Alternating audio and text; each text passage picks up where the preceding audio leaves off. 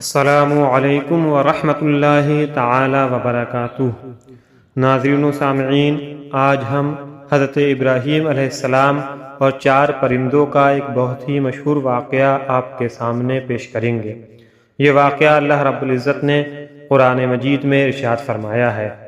مفسرین نے لکھا ہے کہ سمندر کے کنارے ایک آدمی مرا ہوا پڑا تھا۔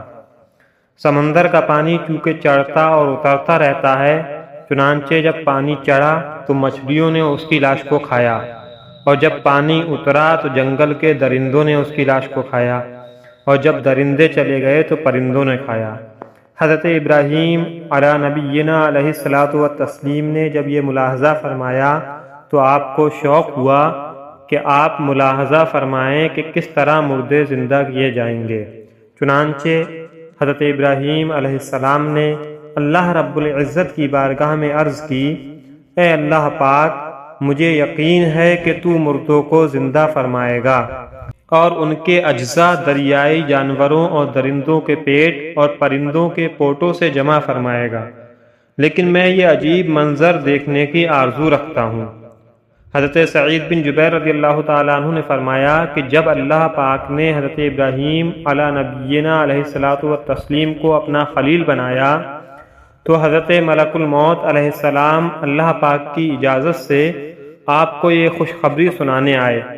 آپ نے خوشخبری سن کر اللہ پاک کی حمد کی اور ملک الموت علیہ السلام سے فرمایا، اس خلت یعنی خلیل بنائے جانے کی نشانی کیا ہے؟ تو انہوں نے عرض کی کہ اس کی نشانی یہ ہے کہ اللہ پاک آپ کی دعا قبول فرمائے گا اور آپ کے سوال پر مردے کو زندہ کرے گا۔ تب آپ نے یہ دعا کی کہ اے اللہ پاک، مجھے دکھا کہ تو مردوں کو کس طرح زندہ کرتا ہے۔ اللہ پاک نے فرمایا، کیا تمہیں اس پر یقین نہیں؟ حضرت ابراہیم علیہ السلام نے عرض کی، کیوں نہیں؟ لیکن میں چاہتا ہوں کہ میرے دل کو قرار آ جائے کہ تو نے مجھے اپنا خلیل بنایا ہے، میری دعا قبول فرمائے گا اور میرے سوال پر مجھے عطا فرمائے گا۔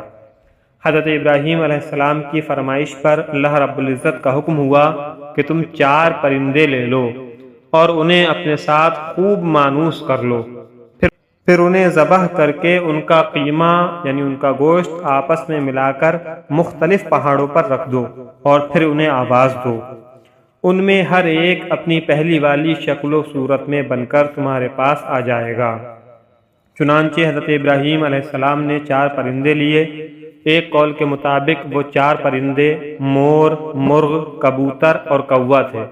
آپ نے اللہ رب العزت کے حکم سے انہیں ذبح کیا اور ان کے پر اکھاڑے اور ان کے گوشت کا قیمہ کر کے ان کے حصے آپس میں ملا دیے اور اس مجموعے کو کئی حصے کر کے ایک ایک حصہ ایک ایک پہاڑ پر رکھ دیا اور سب کے سر اپنے پاس رکھے۔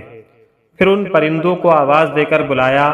آپ کے بلاتے ہی اللہ رب العزت کے حکم سے وہ اجزاء اڑے اور ہر جانور کے اجزاء علیحدہ علیحدہ ہو کر اپنی ترتیب سے جمع ہوئے اور پرندوں کی شکلیں بن کر اپنے پاؤں سے دوڑتے آپ کی خدمت میں حاضر ہو گئے اور اپنے اپنے سروں سے مل کر پہلے کی طرح مکمل ہو گئے۔ اس واقعے کو پارہ 3 سورہ بقرہ کی آیت نمبر 260 میں اللہ رب العزت نے بیان فرمایا ہے۔